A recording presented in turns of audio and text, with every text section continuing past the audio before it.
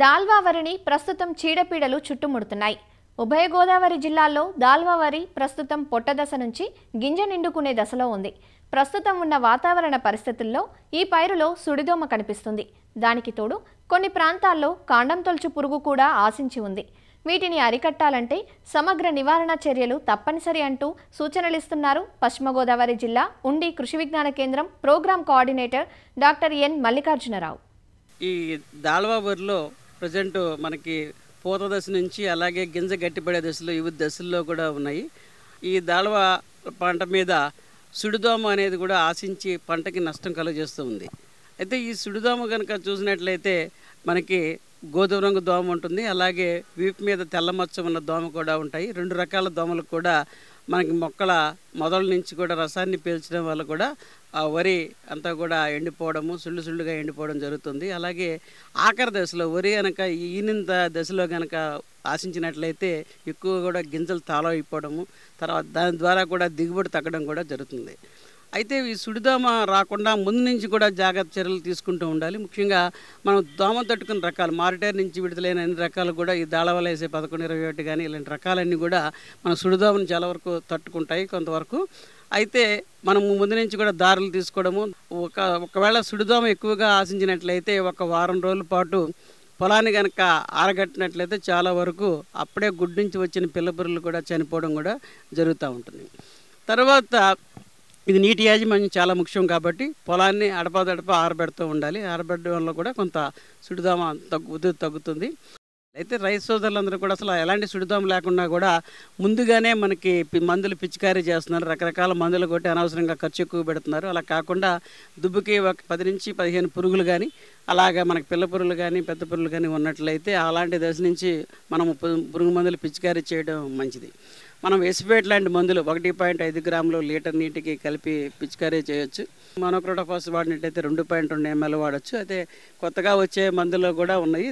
మనకి ట్రైఫ్లో మిజోపైరం అనే మందులు 94 ml కూడా ఎకరానికి చొప్పున కూడా వాడి పిచికారీ చేయవచ్చు. అయితే ఈ సుడిదోమ వచ్చినప్పుడు సాధారణంగా పాము పొడ తెగులు కూడా అలాంటిది కూడా వచ్చే అవకాశం ఉంది కాబట్టి దానికి తెగుళ్ళ మందులు హెక్సాకొనజోల్ కానీ అలాగే ప్రొపికొనజోల్ లాంటి మందులు కూడా ఈ దోమని కంట్రోల్ చేసే మందులతో కూడా కలిపి కూడా పిచికారీ చేసుకోవచ్చు. అంతేకాకుండా ఈ దాల్వా సీజన్లో వరిలో కాండం తెలిచే పురుగు అనేది కూడా ఒక ప్రధాన సమస్యగా ఉంది. అయితే రైతాంగం రకరకాల పురుగు మందులు గుళికలు వాడుతున్నారు. అయినప్పటికీ కూడా మనం సరైన అందులో నివారణ చేయలేకపోతున్నామని కూడా చెబుతున్నారు. ముఖ్యంగా కాండం తెలిచే పురుగు అనేది ఇప్పుడు ప్రస్తుతము పొట్ట దశలో ఉంది కాబట్టి అలాగే మనకి తెల్లకెంకు వచ్చే అవకాశం కూడా ఎక్కువ ఉంది. కొంత లేటుగా వేసిన ఆలస్యంగా కూడా వేసిన వరి పొలాలు కూడా ఉన్నాయి. అయితే మొదటి దశలో అంకురం ఏర్పడిన 10 రోజుల లోపే ఎలాంటి గుళికలన్నా కానీ వేసుకోవాలి. ఈ కార్బోఫిరాన్ గుళికలు అయితే మనం సుమారు ఒక 10 నుంచి 12 కేజీల వరకు వేసుకోవచ్చు. అలాగే కార్టాఫ్ హైడ్రోక్లోరైడ్ గుళికలు కూడా ఒక 8 కేజీల వరకు వేసుకోవచ్చు. అలాంటివి కూడా గుళికలు కూడా వేసి నివారించవచ్చు. అంతేకాకుండా గుళికలతో పాటు మనము ఒక ఇసుకని కూడా కొంత 20 కేజీలు 25 కేజీల ఇసుకని కూడా కలిపి జల్లితే కూడా సమానంగా ఈ గుళికలు కూడా జల్లడానికి కూడా అవకాశం ఉంది. అయితే అంతేకాకుండా నీటి యాజమాన్యం కూడా ఈ గుళికలు వేసేటప్పుడు జాగ్రత్తలు పాటించాలి. నీటిని జాగ్రత్తగా మొత్తం బయటకి తీసివేసిన తర్వాత సుమారు 1 సెంటీమీటరు నీటిలో కనుక ఉన్నట్లయితే అలాంటిది పదును మీద ఉన్నప్పుడైతేనే మనం గుళికలు వేసినప్పుడు పనిచేస్తాయి. మనము లింగాకర్షణ బుట్టలో కూడా ఎకరానికి 3 పెట్టుకొని కూడా ఈ పురుగుల ఉద్ధృతిని ఎప్పటికప్పుడు గమనించకుండా ఉండొచ్చు. అయితే ఎక్కడైతే నీటి యాజమాన్యం చేయలేమో అంటే నీళ్లు ఎక్కువగా నిలబడతాయో లోతట్టు ప్రాంతాలు ఉంటాయో అలాంటి ప్రాంతాల్లో గుళికలు వేయకుండా పైనుంచి పిచికారీ చేసుకుంటేనే మనం ఈ కాండం వచ్చే పురుగుని సమర్థవంతంగా నివారించవచ్చు.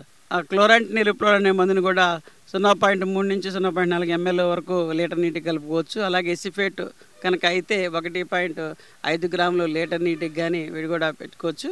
అంతేకాకుండా మనకి కార్టాఫ్ హైడ్రోక్లోరైడ్ కూడా 50 SP పౌడర్ కూడా ఉంటుంది. అది కూడా 2 grams per లీటర్ నీటికి కూడా కలిపి పిచికారీ చేసుకోవచ్చు. వీటిలో ఏదైనా మందులను కూడా పిచికారీ చేసి నివారించుకోవచ్చు. అయితే ఈ వరిలో ఎప్పటికప్పుడే వచ్చే ఈ కాండం తెలిచే పురుగు కానీ అలాగే సుడిదోమను కానీ సకాలంలో గుర్తించి వాటికి సకాలంలో సస్యరక్షణ ఆర్థిక నష్టపరిమితి స్థాయిని గుర్తించి సకాలంలో సస్యరక్షణ చర్యలు చేపట్టినట్లయితే ఈ వరిలో మనం ఆశించిన దిగుబడుల్ని పొందవచ్చు.